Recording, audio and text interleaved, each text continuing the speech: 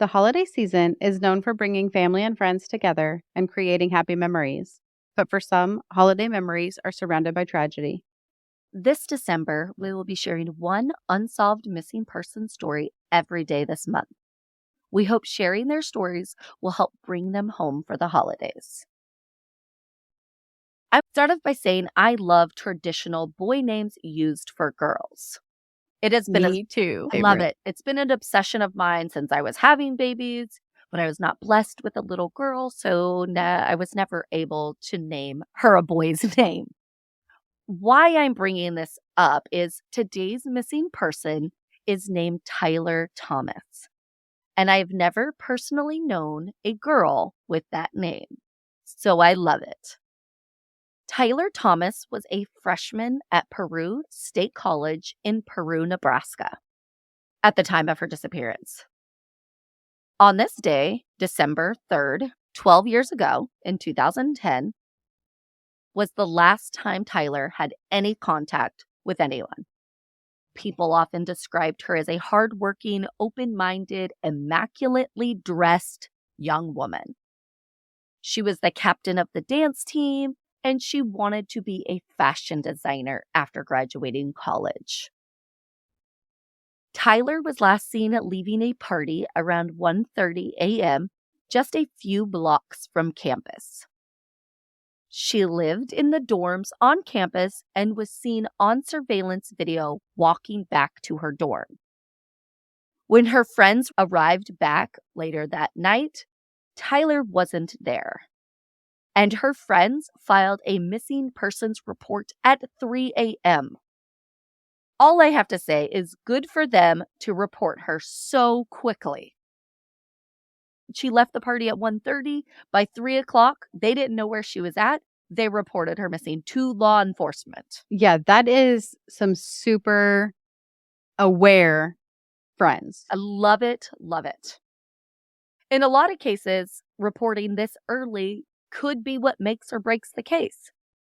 Unfortunately, it wouldn't make a difference in actually finding Tyler, but I do believe it helped in finding the person of interest quickly. Within days, another student at that college was arrested for false reporting and tampering with evidence in Tyler's case. This man's name is Joshua Keetle. He was 29 years old at the time all of this went down. And he lived in the dorms as well, which I thought there was an age limit, but apparently not. So Tyler was 19, he was 29, and they lived just a few doors down from each other. Yes, he's like a grown-up, while she's still a baby. She's still a baby. So this Joshua guy ended up being charged for a few other crimes that occurred on Halloween as well.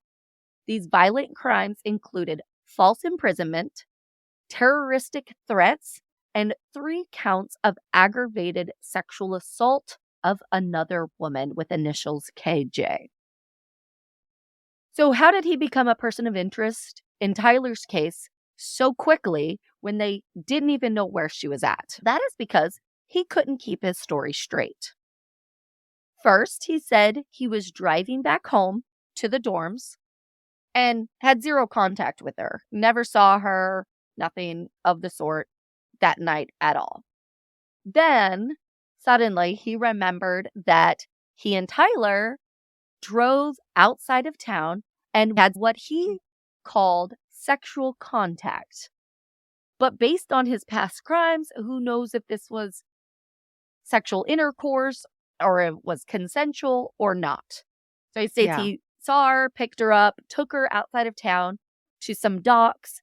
He then states they end up in an argument. He says he's not taking her anywhere. This is all while they're out at the docks. He says he's not taking her. They start to get into a fight.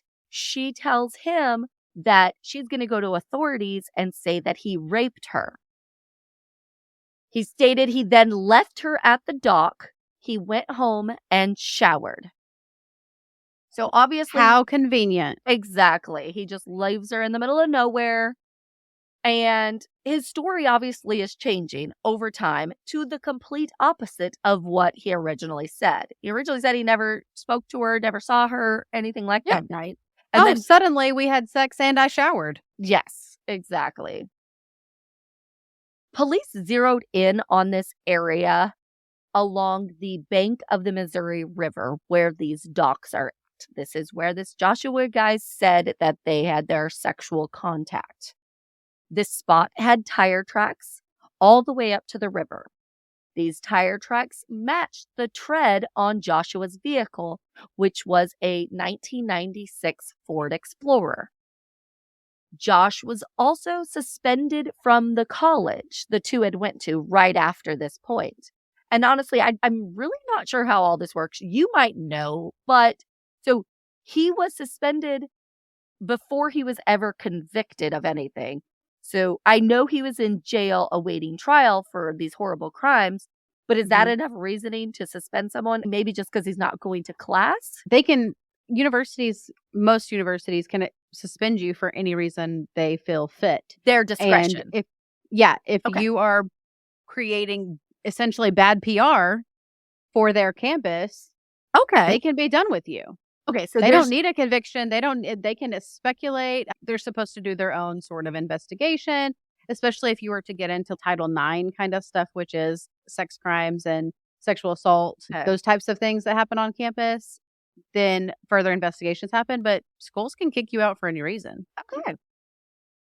So another thing to note is that this Josh guy had injuries to his arm that could have been caused by Tyler fighting for her life.